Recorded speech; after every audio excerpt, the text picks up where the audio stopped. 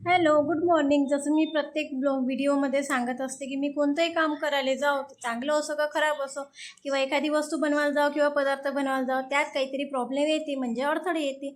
तसंच यावेळेस पण झालं. एवढे ब्लॉग बनवायची सुरुवात केली आणि बरोबर 2-4 ब्लॉग केले आणि नंतर तब्येत खराब झाली. तब्येत खराब झाली तर एवढी झाली की 4-5 दिवस बेकार तब्येत होती. त्याच्यानंतर इकडून तिकडून तब्येत ठीक झाली तर मोबाईल नवरोबाचा खराब झाला होता.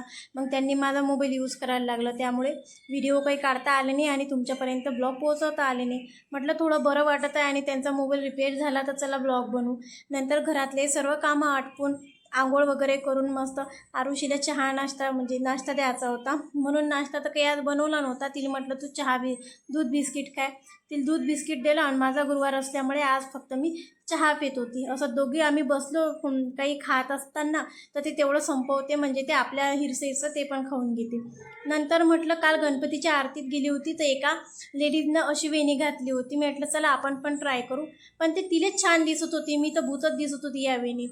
खरं असते ना, जे समोरच्याला चांगलं दिसते ते आपल्याला चांगलं दिसणार असं नसते. आज फक्त गुरुवार होता म्हणून उपवास होता. आज फक्त साबुदाण्याची उसळ बनवली, ताक फोडणी दिलं आणि केळाचा शेक केला.